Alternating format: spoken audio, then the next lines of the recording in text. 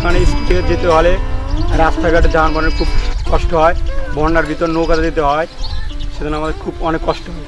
নৌকাতে এই জায়গাতে যেতে হয় প্রতিদিন টাকা 20 টাকা ভাড়া দিতে হয়, নৌকা ভাড়া দিতে হয় 20 টাকা ভাড়া দিতে, আবার আসতেও লাগে আবার 10 টাকা, তাদের 30 টাকা খরচ হয়। এরকম অনেক খুব কষ্ট হয়।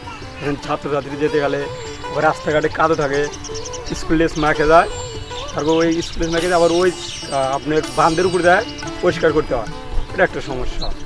যানবাহনের সমস্যা, ধরেন আপনার সাইকেল নিয়ে যেতেও কাদো বাঁধে, অনেক আসতে যায়, আবার সাইকেল দিয়ে একটু হাইটে যাওয়ার লাগে, সেজন্য অনেক সমস্যা হয়। আমাদের লেখাপড়ার কাছে বিদ্যুৎ নাই অনেক সময়, আজ থেকে 5 মাস ধরে বিদ্যুতের তার টানা দিছে, ট্রান্সমিটার লাগাইছিল, ট্রান্সমিটার খুলে লেগেছে। উনিরা বলছে লোক লাগবে, এই যে আমার আশ্রয় কিন্তু অনেক প্রতিটা ঘরে প্রতিটা লোক আসবে, তারপর লেগে দিবে। তারপরে আমাদের এই যে এলাকার লোকেরা ছিল কিছু টাকা দিচ্ছে, 20 টাকা করে দিয়েছে, তারা এমনিতে মিষ্টি কারণে ছেলেবেলে যারা লাইকা দিয়ে লাইনটা, তারা আবার টাকাটা বললো দিবে, যে আশা দিয়ে আবার আশাটা ঘুরে লেগেছে। মানুষের একটা আশা ছিল, আশাটা ঘুরে লেগেছে।